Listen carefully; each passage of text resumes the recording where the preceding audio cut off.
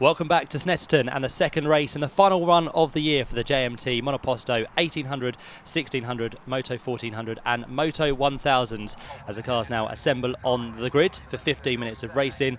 It's going to be Richard Gittins who starts from the front on pole position. Alongside him, great race number one for him, Richard Moorcroft. Let's see what progress he can make in this one. And then back on row two, it's going to be Andrew Gordon-Colebrook and Craig Hurren to round out row two. The race gets underway when the red lights go out, which they do now, and a very quick start there from Richard Gittins, who fires off the line as he heads up towards Richie's corner for the first time. He's going to have to defend from quite a few quick contenders behind, one of those being Richard Moorcroft. Another quick start there from Craig Hurren in number 33, who look to run wide, but they've all at the minute safely made it through the first corner as they head up towards Wilson's hairpin for the first time. Side by side there, Andrew Gordon-Colebrook trying to go round the outside of Craig Hurren, but he's not going to get it done just yet, but he's got plenty of time to work with to see if he can get through into a podium place. He's working and trying to fight there with Craig Hurren. He's got also Dan Levy in the mix there, car number 17, and also number 88 is the car of Jonathan Reed. The Jedis starting to gang up now already on the Dallara there of our third place man, Andrew Gordon-Colebrook, as they turn the way in towards Agostini for the first time of asking. Dan Levy gets a good cut back, almost alongside then Andrew Gordon-Colebrook on the run down towards Hamilton Corner, but not quite quick enough there. But surely, as we've seen from the Jedis in previous races, are very quick on the straight and may be able to do something about Andrew at this stage in a few seconds' time. Here into the mix also comes number 3, which is Jason Timms. He's also with the Jedis now and he's already passed Jonathan Reed in car number 88. So through up the order goes Jason Timms. Unfortunately, Jeremy Timms not in this race with damage and engine problems in race number 1. He's a non-starter for this final round of the season as the leaders head their way off the Bentley Straight down towards Brundle and Nelson for the first time of asking. Already Richard Gittins leads by a good couple of seconds over Richard Moorcroft. Are any of these Jedis about to take the challenge to Richard, who's already wrapped up the Mono 1000 Championship in the earlier races? Down the inside line, tries to go number 3 there, which is Jason Timms. Does he get the job done? No, he doesn't, not quite. He's all over the back of Dan Levy, and he goes to the inside now in towards Murray's corner. He's very late on the brakes to run wide on the exit of the corner. No, he doesn't. He gets the back end sideways though. Manages to keep himself inside the top 5 places. So Jason Timms through with a great lunge into the final corner. Past Dan Levy he goes. Here comes Jonathan Reed into the mix as well now in car number 88. He's there somewhere. I think it's just to the inside of Richie's corner, and he also goes past Dan Levy as well. So in the space of the one straight, Dan Levy has gone down 2 positions with Jason Timms going through, and also the car of Jonathan Reed working his way through the order in car number 88. So a great move at Richie's there. Just about found the gap and managed to hold it on the way towards Wilson's hairpin as well. Straight away though, look at that, number 3 Jason Timms has clawed his way onto the back of Andrew Gordon-Colebrook. They work their way down towards Agostini. This is a second race turn of speed for Jason. He's now up the inside and he goes through Agostini. So a wonderful move again from Jason Timms, which will now see him inside the top 3, sitting behind Richard Moorcroft, and then still in the lead of the race by the way, Richard Gittins in car number 72. So it's looking good for him again though. Jason Timms with another big lock up down towards Oggies, which has lost him time and the place. So through goes once more Andrew Gordon-Colebrook. Jason Timms only loses for now 1 place, but he'll have the grubbier tyres on that car after running wide through the grass, and he may even lose the place now to the Jedis. But saying that, the Jedis are a little bit slower than Jason Timms in his car, the Dallara F311, which is from, of course, 2011. So a rapid bit of kit that Jason does drive. He's now got to try and do that all again then on the back of Andrew Gordon-Colebrook. He's definitely got the speed within this race, but can he get it done over the next lap or so? He's not really worried about the Jedis behind. They continue with their own battle. That's the like of Dan Levy and Jonathan Reed. And the other one we can't count on the question just yet is the man a little bit higher up the road at the minute. That's Craig Hurren, who sits there in car number 33. He's about to cross the line in what's going to be 3rd place.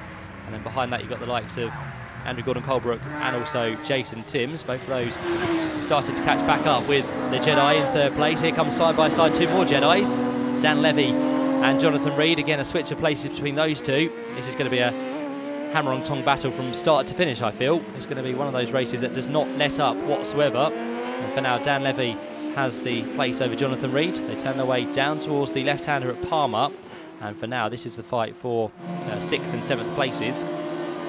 Again, we'll give them a few points in the championship, but not enough for Jonathan Reed, of course, because he before this race was just 4 points adrift of Craig Curran. And at the minute, Craig Curran sits in 3rd place. So it's looking much better for Craig. Of course, neither of those have got any chance of catching Richard Gittins because he had an unassailable lead before this final race of the year. So he's looking good at the minute for the win. And of course, definitely for the Moto Mono 1000 Championship as well. So there goes Jonathan Reed down towards Oggies. Still sits behind Dan Levy in car number 17. There goes our 2nd place man then in towards Brundle and Nelson. That is Richard Moorcroft. Picked up 2nd in race number 1. Looks like at the minute 2nd in race number 2. But here comes the charge in. Jason Timms down the inside of Andrew Gordon-Colebrook in towards the Brundle and Nelson S's. And can Jason Timms get 2 places in the space of half a lap? He's not too far adrift from Craig Curran now, who finds himself on the podium. How much longer for as they turn in towards Coram Curve, down towards Murray's. We know that Jason Timms does banzai moves in towards Murray's. He's in fact done it before they even get there. So Jason Timms now finds himself up into 3rd position as Richard Gittins works his way on towards the start of another lap. There's Andrew Gordon-Colebrook, who for now sits in 5th place.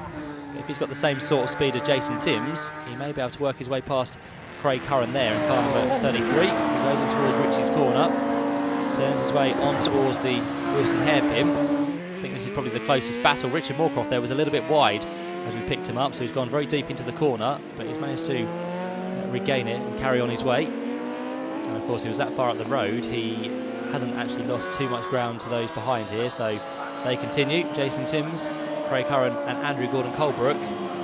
Let's see what Andrew can do, as a little bit ill-sounding there, possibly one of the Jedis, maybe Craig Curran, but he's not feeling too much pressure as of yet. Andrew turns his way through Agostini, powers his way up towards the left-hander at Hamilton, and again for Andrew Gordon-Colebrook, runs with the Team Fern Racing machine, very well supported within Monoposto Racing.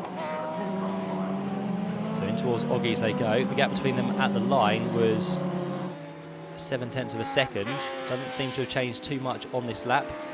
Andrew Gordon-Colebrook still keeping in the tow of Craig Curran as they work their way on towards the Bentley Straight. Once more, wherever you look within the Monoposto grids, there are some great fights to work your way through, whether it be in the same class or different classes. There you can see number 90, the car, the Formula Ford of Alex Fors, being chased now by number 59, Chris Lord, who picked up a solid race 1 result, got himself inside the top 8. For now, he's running in around about the same position. Yeah, he is, just behind the number 90 machine. So that's good news for Chris Lord as he turns his way on towards the back straight as well. Chris Lord started this one from 10th on the grid, so he's made up a few places so far. Here comes Andrew Gordon-Colebrook right around the outside of Craig Curran. So through goes Andrew back into the top 4 places. Craig Curran still doing enough to keep his 2nd place within the championship. He's ahead of Jonathan Reed, which is the main thing. So he's got nothing really to worry about as he tries to fight back on the outside of Andrew Gordon-Colebrook up towards the right-hander at Ritchie's they go. In the late sunshine here at the beginning of October, it's starting to cause a bit of a problem there for the drivers because they're going to have to deal with low sun as they work their way through the first corner. But for now, they'll have to deal with what they can. Here we turn our attention back to the fight between Alex Fors and Chris Lord. Those 2 cars power their way up towards the start-finish line. And this, interestingly, has 2 cars within the same class here, the 1800 class. So this is for the lead of that class. Chris Lord trying to take it away from Alex Fors. 2 white machines turn their way on towards the Wilson hairpin. I think Alex Fors is just about doing enough now to keep ahead of Chris Lord. Chris Lord not making too much inroads on this lap. The gap sat at just around about 0.6 of a second that last time through. So Alex Fors is having a much better race number 2. He had a little bit of a disappointment in race number 1 where he fell a little bit lower down the field. Meantime, back to the podium positions here. We've got the likes of number 85, which is Richard Moorcroft, under attack now from the ever quicker number 3, Jason Timms. So he's come from nowhere again. He's closed this gap down, and can he get himself through on this lap? They work their way on towards the bomb hole. Very quickly up towards Coram Curve they turn, and Jason Timms again, we know he can do things around the outside. Has he done it? Yes, he has, for a 2nd time now. He moves into 2nd place before they even hit the brakes at Murray's corner. So Jason Timms now moves up into 2nd place, and he's really done something to this car since race number 1, because he's got a lot quicker. Whether he's had the help of Jeremy Timms just to make a few alterations. Of course, now that Jeremy Timms is not racing in this 2nd race, and problems in race number 1, Jason Timms is now pushing on and doing a grand job, but can they catch up with the race leader Richard Gittins? I think the definitive answer to that one may be no, because he's at the end of lap number 5, 17 seconds down the road, so they've got a lot of work to do. Jason Timms is quick. I don't think he's that quick to catch up with the leader. We'll see what he can do though over the next few laps. Got around about 6 or so minutes left within this one as the second and third place guys work their way down towards Agostini, Jason Timms and Richard Moorcroft. And again for them, they're around about 10 or so seconds up the road from our 4th place man, which is going to be the car of Andrew Gordon-Colebrook in car number 71. The Lara still pushes on. We've got Dan Levy and Craig Curran and Jonathan Reed all having a good scrap as well. As lower down we can see number 7, which is Jeff Fern, the man behind Team Fern Racing. He goes through the first corner and trying to catch up with the man ahead there, which was William Thorlim in his Miguel, the Formula Ford machine. Here comes Richard Gittins then, down towards the last corner at Murray's. He's about to put a lap on a machine ahead of him. Powers his way up the centre straight, and let's have a check and see what the gap may be this time round. That's the car of Eddie Guest, which is about to go a lap down. Car number 57 steps nicely aside, lets Richard Gittins go through on the tighter line in towards Richie's. There is our 4th place man at the minute, Andrew Gordon-Colebrook, and he's got a brace of Jedis behind him here. He's got there Craig Curran. Just ahead of him was Dan Levy, and then there's Jonathan Reed in the mix as well. So these 3 Jedis getting quicker and quicker, looking to make their way through on to the 4th place man. In fact, these 2, of course, trying to get themselves inside the top 5. These 2 guys, Craig Curran and Jonathan Reed, are the 2 guys fighting over second in the championship as they work their way through Richie's corner. Jonathan Reed needs to finish a good 2 or 3 places up the road, and for now it's not really looking likely, but Craig Curran is staying ahead for the time being. He sits there in car number 33. That is going to be 6th place as of now, and then Jonathan Reed sits there in 7th as they work their way down in towards Palmer once more. And the runners-up spot within Moto 1000 is gradually slipping away from the clutches of Jonathan Reed. It's looking ever more likely now for Craig Curran, who has a nice little gap over Jonathan. He's got enough in hand as well up the road not to worry about Dan Levy. Don't need to challenge him as long as he keeps ahead of his runners-up championship rival Jonathan. That would be good enough to take the silver medal for this year. So down towards Oggies they turn once more. Richard Gittins' lead has come down slightly on that previous lap. Jason Timms managed to find a second or so, which means it is brought down to 16.5 seconds. But again, I don't think that's going to be enough for Jason Timms to try anything ludicrous on Richard Gittins, who's about to head up to the line once more. As he does so, how long have we got left on the clock? Not that much at all, because we're going to go through with a few seconds left now. So that means that Richard Gittins turned his way on to the last lap. He picked up race 1 victory by 22.5 seconds. Race number 2 is going to be not too far away, although Jason Timms has kept it as low as he possibly can. Across the line he goes once more. A slightly quicker lap that time from Jason Timms, but again he's running out of time, unfortunately. Could have been a little bit of a longer race. He may have just had enough left in the tank to challenge Richard Gittins, but for now he sits there in a slightly distant 2nd place. There goes Craig Curran then, onto his last lap very, very shortly. It's going to be just outside the top 5, but the important thing for him is going to finish as our runner-up in the Moto 1000 class. Although saying that, Jonathan Reed is not done just yet. He'll give one last attack in towards Richie's as the top 2 work their way on towards the Wilson hairpin. The other side of that, coming up the other side of the track, is going to be Richard Gittins in car number 72. The Jedi, once again this weekend, has been faultless. He's done a grand job. That is not a change for position, by the way. That is just Eddie Guest being lapped by Richard Moorcroft. Richard's still there. It's going to be 3rd place. Of course, up the road from him is still the number 3 machine of Jason Timms as they work their way then on towards Williams. And there's a big gap now between 1st and 2nd, and a big gap as well between 2nd and 3rd on this last lap. Richard Gittins already off the back straight, already down through the last couple of corners. There's just one more now to go for him. He's just put one final lap on number 12, Philip Davis. So as he comes through, Richard Gittins up towards the line. It's going to be a 100% winning record this weekend at Snetterton. Had an early challenge from Jeremy Timms in race number 1, but race number 2 he's unfolded as Richard Gittins comes through, already crowned the Moto 1000 champion in race number 1. He rounds off the weekend in style with a 2nd victory here at Snetterton. We then turn our attention to our second place man very shortly, which is going to be across the line Jason Timms. In the end, he was 13.5 seconds adrift, and this is going to be the fight for 4th place between Andrew Gordon-Colebrook and Dan Levy in the Jedi. He's going to give it one last gasp attack towards the line here. Can he get the job done? I don't think he can, because through in 4th place does come Andrew Gordon-Colebrook, and Dan Levy rounds out your top 5. Just ahead of them, by the way, in the other Jedi was Richard Moorcroft in car number 85. So well done to our double winner this weekend. Richard Gittins winning by 13.5 seconds. It's Jason Timms who completes the second step on the podium, and Richard Moorcroft coming home in 3rd for his second podium of the weekend. Andrew Gordon-Colebrook is there in 4th, just ahead of Dan Levy, as we said. Then the Jedis of Craig Curran and Jonathan Reed, who finished 2nd and 3rd in the championship. And the Formula Ford of Alex Fours in 8th place. William Thorlin in 9th. And Jeff Fern rounds out the top 10 in this final JMT Monoposto 1800, 1600, Moto 1400 and Moto 1000 race. The top 3 work their way onto the podium. There is Richard. Jason then makes it a Tim's apparent podium as he gets himself onto the second step. And then we just wait for our double winner this weekend, which is going to be Richard Gittins.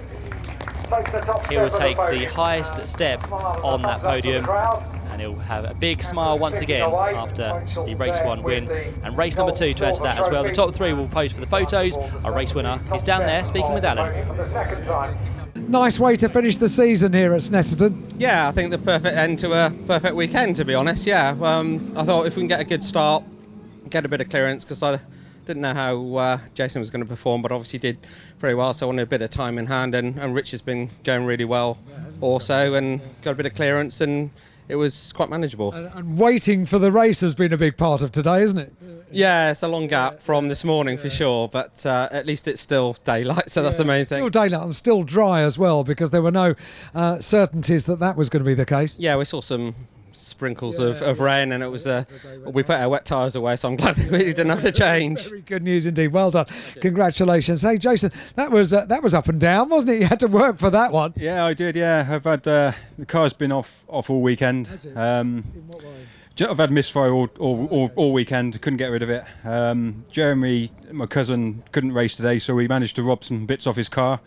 And it worked, so we had some power in that race. Right, okay, but went adrift on the first lap. Yes. Bit of grass tracking, so then I had to real knuckle down, but he was too far gone. Do you quite like doing that when you have to sort of get your head down and you've got it all in front of you to do, haven't you? Yeah, the car was good. It's the first time we've raced all weekend with full power, so some of the corners were a bit different to So nicer, I would imagine. Yeah, definitely nicer, but I had to dial into them a little bit. So, but yeah, it was good to get you, to come through and overtake and to get the second as well. Yeah, I was pleased to get second. Yeah. Well done, many congratulations. Let's have a very quick word with Richard on the 3rd step of the podium. Nice words from our winner there for you. Yeah, so thanks to Richard. It's been a really good weekend. Took my first podium yesterday and on the front row today. So all in all, looking back on the weekend, a great weekend. Yeah, delighted with the results. Nice to finish a season in this way, isn't it? Because this is the one that you remember as you go into the winter months. Exactly, yeah. So something to build on for next year. Yeah, So top work. So that rounds off another cracking season within the JMT Monoposto 1800, 1600, Moto 1400 and Moto 1000s. Well done to our respective champions, David Jones in the 1800 class, Jeff Fern in the 1600 class, Jeremy Timms in the 1400s, and of course Richard Gittins in the 1000s. Great racing all season long in Monoposto. We look forward to a cracking 2017.